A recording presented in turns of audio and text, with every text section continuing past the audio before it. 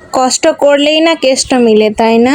আসসালামু আলাইকুম, আশা করি সবাই ভালো আছেন। আলহামদুলিল্লাহ, আমিও ভালো আছি আল্লাহর রহমতে, আপনাদের দোয়ায়। তো সকাল সকাল আনাসের বাবাকে নাস্তা দিয়ে দিলাম। নাস্তা খেয়ে দেখেন আমার জন্য কষ্ট নিয়ে আসলো। মাছগুলা অনেক সুন্দর ছিল, সেই জন্য আর বেশি কিছু বলি নাই।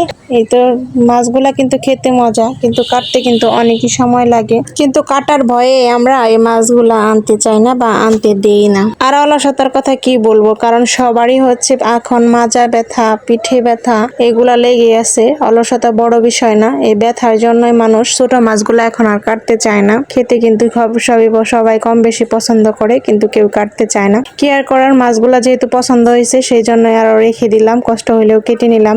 এই তো সকালবেলা কিন্তু আমি ভর্তা ভাত আজকে রান্না করছিলাম, সেগুলো খাওয়া দাওয়া করে এখন আমি মাছ টাছ কেটে দুপুরের জন্য রান্না বসিয়ে দিলাম। ইদানিং শরীরটা খুবই ক্লান্ত থাকে, কেন জানি আর শরীর এখন আর সায় দেয় না। আর আসলে ব্যথা ট্যাথা নিয়ে, অসুস্থতা নিয়ে, বাচ্চাকে সামলে, সংসার সামলে, সবকিছু সামলে নিজেকে এখন খুবই ক্লান্ত মনে হয় শরীর ধাক্কিয়ে গুতিয়ে চালানো আর কি।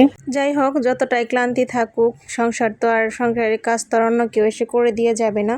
সংসারের কাজ তো যতটুকু করা সম্ভব আর কি করতেই হবে।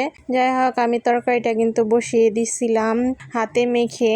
মা হচ্ছে ওই দিন যাওয়ার পরে পুঁই শাক দিয়ে দিছিল, মার হাতে লাগানো গাছ থেকে। ওই পুঁই শাক দিয়ে আজকে হাতে মেখে ছোট মাছটা বসিয়ে দিলাম। কে কে এরকম হাতে মেখে ছোট মাছ খেতে পছন্দ করেন অবশ্যই জানাবেন। আমি কিন্তু ছোট মাছটা এরকম করে হাতে মেখে সব সময় রান্না করি। তো আমার ছোট মাছটা রান্না শেষ, এখন হচ্ছে আমি এখানে পাঙ্গাস মাছ রান্না করব।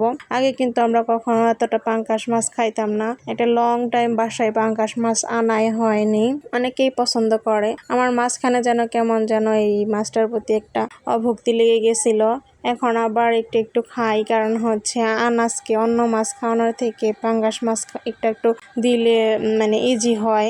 মাছটা নরম থাকে আর কাটাও যেহেতু থাকে না, সেই জন্য টুকটাক করে আনা হয়। আর ওর জন্য যেহেতু আনা হয়, আমরাও পাশাপাশি খাই, কারণ এই তরকারিটা রান্না করলে ওকে এখান থেকে মাছটা উঠিয়ে খাওয়ানো যায় আলাদাভাবে, আর কিছু করা লাগে না। মাঝে মাঝে ওকে ভাত খাওয়াই বা খিচুড়ি খাওয়াই। এই মাছটা হলে একটু ভাতও খাওয়াইতে পারি, অন্য কিছু দিয়ে আর এতটা ভাত টাত খাইতে পারে না। তো যাই হোক, আমি কিন্তু মাছটা ভেজে নিলাম। আসলে কিন্তু পাঙ্গাস মাছ খারাপ জিনিস সেটা না, এক একজনে পছন্দ করে, এক একজনে পছন্দ করে না, এটাই হচ্ছে নিয়ে স্বাভাবিক। তো আমি আজকে হচ্ছে দন্দুল দিয়ে মাছটা ভেজা ভেজা করে রান্না করব।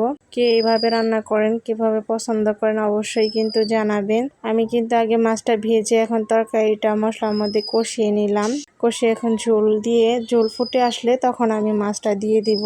তো মাছটা কিন্তু আমি দিয়ে দিছি, ভাজা মাছটা আমি উপর থেকে দিয়ে দিলাম। তো আমার রান্নাটা কিন্তু মোটামুটি প্রায় শেষের দিকে, বেশি সময় লাগে না। আসলে আজকে 2টা রান্নাই করছি, মানে অল্প সময়ে হয়ে গেছে 2টা রান্নাই। বললাম না যে শরীর ক্লান্ত দেখে মানে যতটুকু সম্ভব কাজ কম করার এটাই করি। কেন জানি এখন ইদানিং আমার এত ঘুম আসে, মানে শুইলে শরীর একদম ছেড়ে দেয়, মনে হয় খালি ঘুমাইলে মনে হয় কতদিন যাবত মনের ইচ্ছা মতো ঘুম হয় না। কেন জানি ছোট বাচ্চাদের যারা আছে, যারা ছোট বাচ্চার মারা, তা তো জানেনি যে ছোট বাচ্চা থাকলে কতটা ঘুম হয়। যাই হোক, দুপুরে খাওয়া দাওয়ার পরে বিকেল বেলা আনাজকে একটু ড্রাগন ফল কেটে দিতেছিলাম। তো কেন জানি আজকে ড্রাগনটা আনাজ খেতে চাইলো না। আগের দিন যে ড্রাগনটা আনা হয়েছিল সেইটা কিন্তু খুব মজা করে খাইছে, সেই জন্য আনাসের বাবাকে বললাম আবার আনতে। তো আজকে ড্রাগনটা কেন জানি একবার মুখে দিতেও ফেলে দিল, আর কোনোভাবে মুখে দিতে পারলাম না। তো যাই হোক, সন্ধ্যায় আনাসের বাবা আসার সময় ফোন দিয়ে বলল যে বের হওয়ার রাস্তায় আনাসকে নিয়ে একটু ঘুরে আসি। আনাস কিন্তু গাড়ির জন্য খুবই পাগল, খুবই, কারণ আনাস যদি একটু ঘুম থেকে মোচার দিয়ে উঠায় আগে ঘুম, মানে গাড়ির জন্য এত পাগল।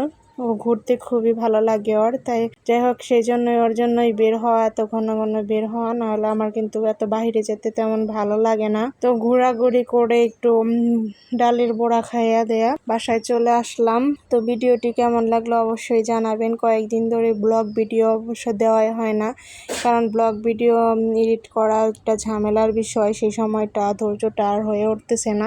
ভিডিওটি ভালো লাগলে অবশ্যই লাইক কমেন্ট দিয়ে ফলো করে পাশে থাকবেন। আল্লাহ হাফেজ।